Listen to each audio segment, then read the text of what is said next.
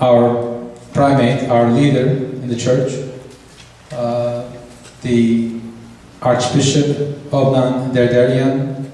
He has been leading the flock of the Armenian Church in the Western United States since 2003. Briefly, I'll mention his predecessor, Archbishop Hovannisian, is here with us as well. And he has been a dynamic force. I will not get into the details of who he is. Most of you know who he is, but he has been, beyond the Armenian community, beyond the Armenian flock, a real leader in the interfaith community, with the bridges that he has built across the spectrum with everyone that is in the faith community and beyond, in the political community in Los Angeles. So we are proud to have him, Archbishop Hovnan Derderian.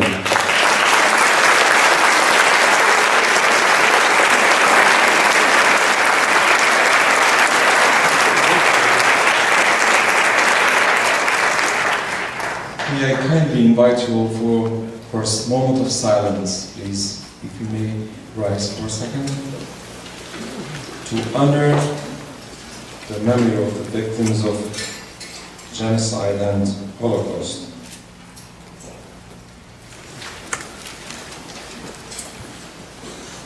"100 years ago, 500,000 Armenian men, women and children were deliberately murdered in the first genocide of the 20th century. These facts are indisputable."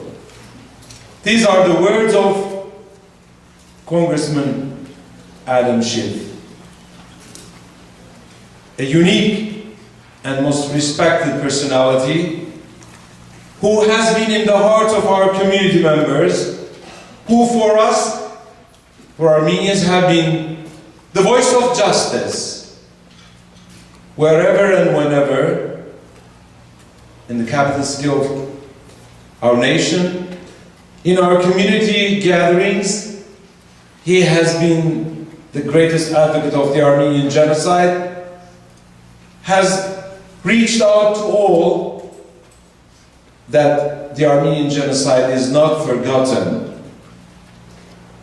that we all understand well that respect and honor should be given to the memory of the martyrs of the Armenian genocide. A few months ago, as I have met Congressman Adam Schiff, I requested from him to be with us on this very special day, and I thought this was the most appropriate day, the occasion, to honor our beloved congressman for him being the spokesperson for the Armenian cause,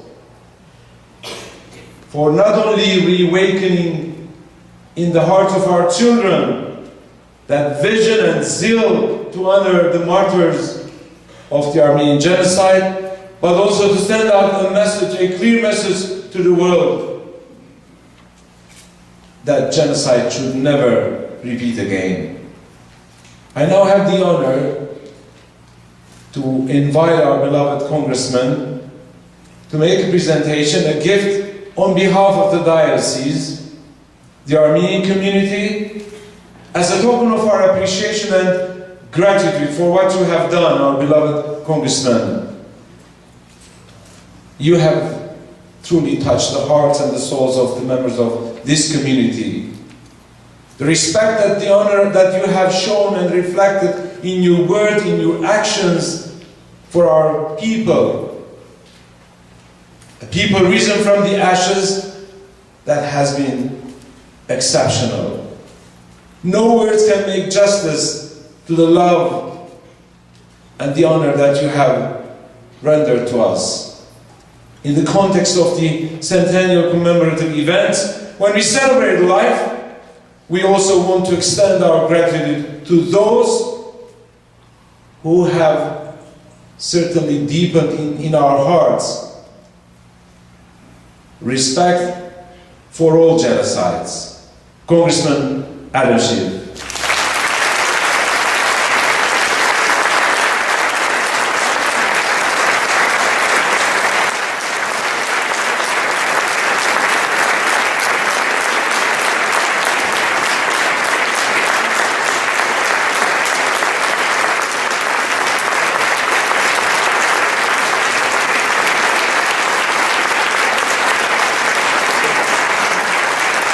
you have in this wrapped gift is only the symbol, something that you will never ever carry on your shoulders. Mount Ararat.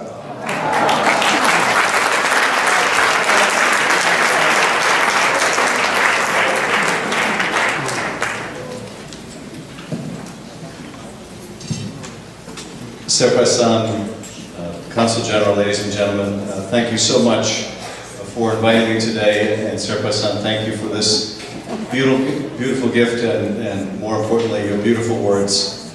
I've told the Serpasan many times that I have two rabbis.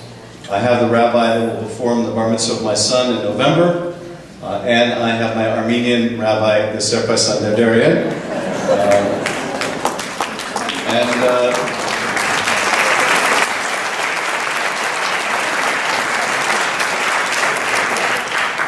I mean with all sincerity, you are an amazing community leader, spiritual leader, religious leader, and I have just nothing but the greatest respect for you.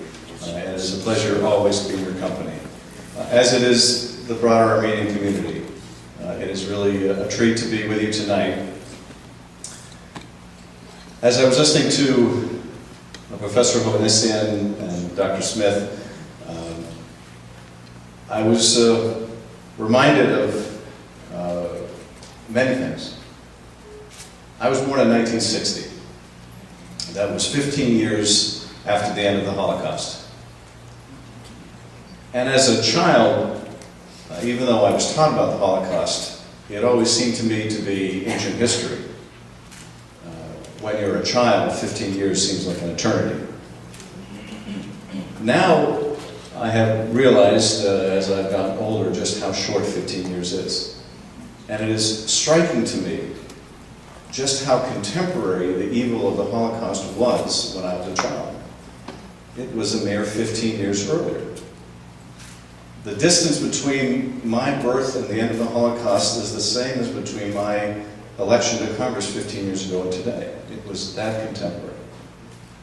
And that is shocking to me. Because as a child, I couldn't fathom how that kind of evil could exist. It had to be something relegated to the distant past. But of course, it was not distant. And for those who survived, it was not past. I first learned about the genocide in college. But I have to say, my first real teacher on the genocide, very coincidentally enough, was Professor Hovannisian's son, Rafi, who was a fellow intern of mine on the Hill when I was all of 21 years of age. Because it was Rafi that really put a human face on the experience of the survivors of the genocide, who made it personal for me. And of course, when I moved to Los Angeles many years thereafter and really got to know the Armenian community, I was struck not by many of the dissimilarities that Professor Hovannisian talked about the experience of the Holocaust and genocide, but rather how much the Jewish community and the Armenian community had in common. How we, as members of the diaspora, had a shared experience with genocide, with Holocaust. How we had an unbreakable bond and affection for a land far away, in a hostile part of the world, surrounded by enemies that wished its destruction. How we have the same love of family, love of food, love of music. Indeed, in a way I'm sure that the professor could explain, which I can't. When I hear the song Yerevan's Son, if I closed my eyes, I could swear it was in Hebrew. The melody is so familiar, and I don't know whether it's the fact that our tribes were in close proximity millennia ago, or that it's the shared experience of the trauma of catastrophic loss. But there was something so familiar in Armenian music. But there is one difference that has been very apparent to me from the beginning. And that is that I haven't really had to confront denial. I mean, sure, there are a few crackpots in the United States that deny the Holocaust. And there are more than a few crackpots in Europe these days. And of course, there are the mullahs and others that will, on occasion, deny the undeniable. But I've not had to really cope as a member of the Jewish community with denial by the country or its successor that perpetrated the Holocaust. And most disturbingly, I have not had to confront, as the Armenian community has, my own country, my own adopted country, becoming complicit in a campaign of denial, as in fact our government has by its silence. Dr. Smith talked about being a bystander. And our government is a bystander, which is a terrible tragedy and an incredible irony as well. When you consider, as Professor Derderian, Professor Hovannisian said, the facts of the genocide were widely known at the time. And in part, they were widely known because our ambassador was trumpeting the evils of the Armenian genocide. Henry Morgenthau, a Jew, was among the most prominent in calling attention to the campaign of race discrimination that was going on. The Near East Relief Agency, born here in the United States, was the preeminent organization to provide relief to the victims. And so, considering our proud history, what a sad moment it is today that our own government is in fear of the repercussion of speaking the obvious about history. And it's for that reason I feel so compelled to try to correct that wrong, try to move our government from the role of bystander back to its role as witness.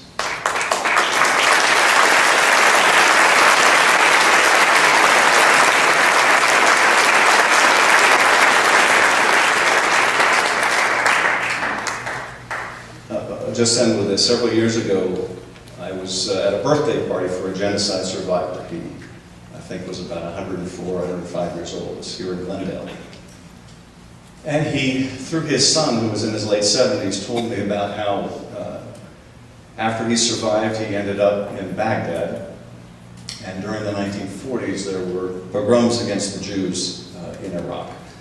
And it was essential for the Jews to get out of Iraq, and many Jews were leaving to go to Tehran. And he was a trucker, and his route was from Baghdad to Tehran.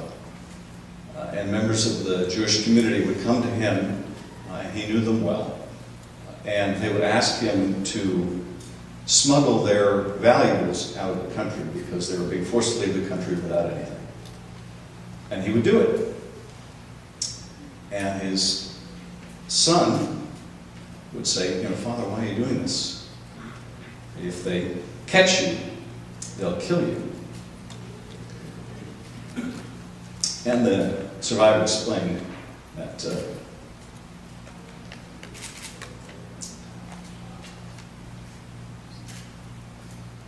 always have a hard time with this story.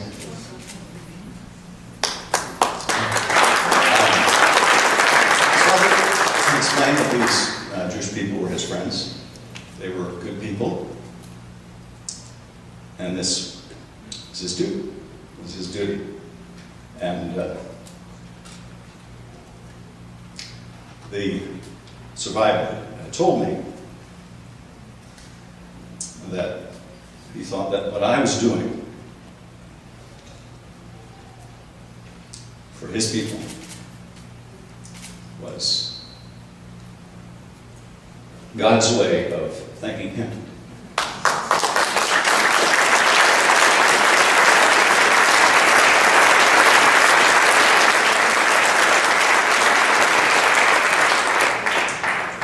My grandmother would have called that beshert, fate. And nothing would please me more than if that were true. Thank you very much.